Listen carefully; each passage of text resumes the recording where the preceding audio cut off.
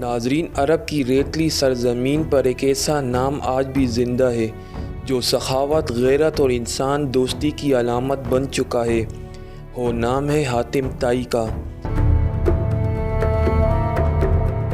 ایک ایسا شخص جس نے اپنی نیکی اور فیاضی سے زمانے جاہلیت کے اندھیروں میں انسانیت کی روشنی جلائی۔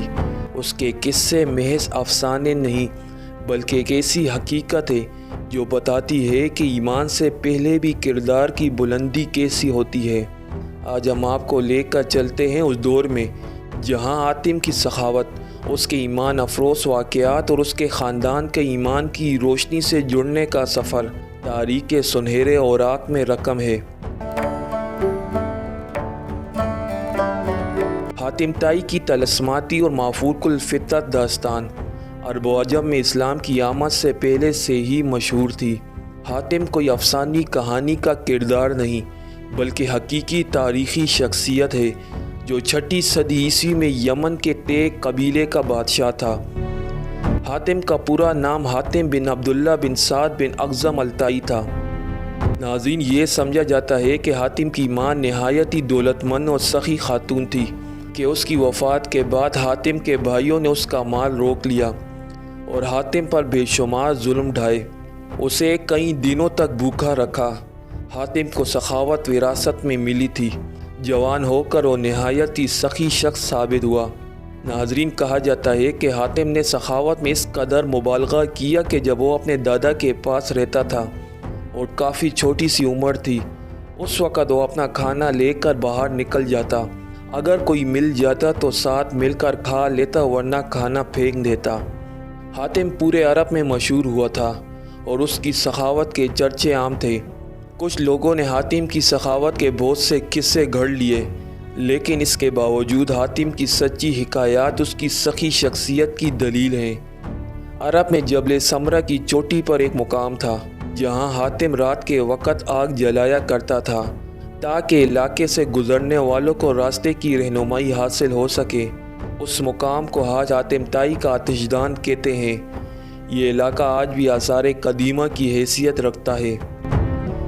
ناظرین، ابن عربی کے مطابق حاتم ہر میدان میں کامیاب تھا، ہو جنگ ہو یا مقابلہ ہو، فضل ہو یا سخاوت ہو۔ زمانے جاہلیت میں ماہ رجب کا چاند بہت ہی مقدس مانا جاتا تھا، لہٰذا جب رجب کا مہینہ شروع ہوتا تو حاتم ہر روز 10 اونٹ ذبح کرتا اور لوگوں کو کھانا کھلاتا۔ یوں تو حاتم کی سخاوت اور فراخ دلی کے قصے بہت سارے ہیں، لیکن چند ایک نہایت ہی مشہور ہیں جو عرب و عجم میں عام طور پر لوگوں کے ذہن نشین ہیں۔ مشہور ہے کہ روم کے بادشاہ کیسر کے دربار میں ایک دن حاتم طائی کی سخاوت کا تذکرہ ہوا۔ ایک شخص نے بتایا کہ حضور، اس نے بھوکوں کو کھلایا، دشمنوں کو بھی عطا کیا اور جو مانگ لے خالی واپس نہیں گیا۔ حاتم کی تعریف سن کر بادشاہ نے کہا، جب تک کسی آدمی کو آزمایا نہ جائے اس وقت تک اس کے بارے میں کوئی رائے قائم کرنا عقل کے خلاف ہے۔ بادشاہ نے کہا کہ جاؤ اور حاتم کی سخاوت کے بارے میں ہمیں معلومات فراہم کرو، اس سے کوئی ایسی چیز طلب کرو جو اس کی نظر میں سب سے زیادہ قیمتی ہو۔ درباری نے کہا کہ حاتم کے لیے سب سے زیادہ عزیز اور قیمتی اس کا تیز رفتار گھوڑا ہے، لہذا بادشاہ نے حکم دیا کہ حاتم سے اس کا گھوڑا مانگو اور میرے پاس لے کر آؤ۔ یہ وزیر بادشاہ کے دربار سے منزل طے کرتے ہوئے رات کے وقت حاتم طائی کے گھر پہنچے۔ جب وہ وہاں پہنچے تو موسلادھار بارش ہو رہی تھی۔ وہ حاتم کے ہاں مہمان ٹھہرا۔ ایسے خراب موسم میں گھر سے نکلنا نہایت ہی مشکل تھا، لہٰذا مہمانوں کے کھانے کا انتظام کرنے کے لیے حاتم نے اپنے گھوڑے کو ہی ذبح کر دیا اور دسترخوان پر لذیذ بنا ہوا گوشت پیش کیا۔ صبح کے وقت جب بارش تھمی تو ان وزیروں نے کہا، ہمارے بادشاہ کے حضور، آپ کے اس گھوڑے کی بہت تعریف ہوئی ہے۔ بادشاہ چاہتا ہے کہ آپ اپنا گھوڑا بادشاہ کی خدمت میں بطور نذرانہ پیش کر دیں۔ وزیر کی بات سن کر حاتم نہایت ہی افسوس کے ساتھ کہنے لگا کہ وہ گھوڑا تو میں نے آپ کو رات میں ہی کھلا دیا۔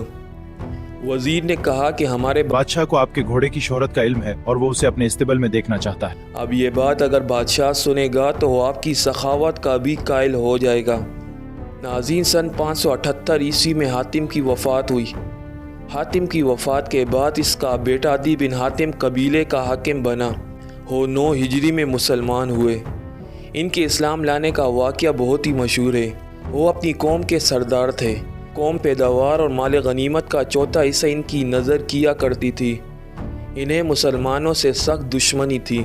عدی ابتدا میں بت پرست تھے اور قبیلہ طے کے بت فلس کو خدا مانتے تھے، لیکن جب اس بت کی بے بسی کا یقین ہوا تو اس نے بت پرستی کو چھوڑ کر عیسائیت کو قبول کر لیا تھا، اور اسلام کو عیسائیت کا حریف سمجھتے ہوئے اور سردار ہونے کی وجہ سے نبی اکرم صلی اللہ علیہ وآلہ وسلم کا اقتدار ان کی آنکھوں میں کھٹکتا تھا۔ ان کی سازشوں سے ان کے قبیلہ طے نے بغاوت کی۔ حضرت علی کرم اللہ وجہ الکریم ان دنوں یمن کے گورنر تھے۔ انہوں نے بغاوت کو ختم کیا اور بغاوت کے لیڈروں کو گرفتار کر کے مدینہ بھیج دیا۔ ان میں عدی کی بہن صفانہ تھی، یعنی صفانہ بنت حاتم۔ وہ بھی نبی اکرم صلی اللہ علیہ وآلہ وسلم کے سامنے پیش کی گئی۔ انہوں نے کہا کہ میں سخی حاتم تائی کی بیٹی ہوں۔ میرا باپ بھوکوں کو پیٹ بھرتا تھا اور غریب پر رحم کرتا تھا۔ اس پر نبی اکرم صلی اللہ علیہ وآلہ وسلم نے فرمایا، تیرے باپ میں مسلمانوں کی سی خوبیاں تھیں۔ اگر تیرا باپ مسلمان ہوتا تو یقیناً ہم اس پر رحم کا معاملہ ہی فرماتے۔ اس لڑکی کو رہا کر دو کیونکہ اس کا باپ اعلیٰ اخلاق کا مالک تھا، اور اللہ تعالیٰ اعلیٰ اخلاق کو پسند فرماتا ہے۔ لہٰذا نبی اکرم صلی اللہ علیہ وآلہ وسلم کے اس فیصلے سے متاثر ہو کر عدی اور ان کی بہن صفانہ نے بعد میں اسلام قبول کر لیا، اور حضرت عدی بن حاتم رضی اللہ تعالیٰ عنہ جنگ صفین اور جنگ جمل میں حضرت علی کرم اللہ وجہ الکریم کے ساتھ مل کر انہوں نے جہاد کیا۔ ناظرین، آرائش محفل میں حاتم تائی کے ساتھ سوالوں کے ایک قصے نے حاتم کی شخصیت کو ایک طلسماتی شخصیت بنا دیا ہے، جبکہ روایتی کہانیوں میں حاتم کی سخاوت کے افسانے بہت ہی مشہور ہوئے ہیں۔ ناظرین، حاتم تائی چلا گیا مگر اس کی سخاوت آج بھی عرب کی ہواؤں میں زندہ ہے۔ اسلام نے اس کے اخلاق کی تعریف کی مگر یاد دلایا کہ اعمال کا اصل معیار ایمان ہے۔ اس کی بیٹی صفانہ اور بیٹے عدی بن حاتم نے اسلام قبول کر کے اس نیکی کی روشنی کو ایمان کے نور سے منور کیا۔ یہ داستان ہمیں سکھاتی ہے کہ سخی ہو نہیں جو مال بانٹے، بلکہ ہو ہے جو دل میں انسانیت رکھے۔ حاتم تائی کا نام محض ایک تاریخ نہیں بلکہ ایک پیغام ہے کہ عظمت، سخاوت اور ایمان مل کر ہی انسان کو امر بناتے ہیں۔ ناظرین، اسی امید کے ساتھ آج کی یہ ویڈیو آپ کو ضرور پسند آئی ہوگی۔ ویڈیو پسند آنے کی صورت میں اسے اپنے دوستوں کے ساتھ ضرور شیئر کیجیے گا۔ انشاءاللہ اسی طرح ایک اور اسلامی اور معلوماتی ویڈیو کے ساتھ آپ کی خدمت میں جلد حاضر ہوں گے۔ تب تک کے لیے اجازت دیجیے۔ اللہ نگہبان۔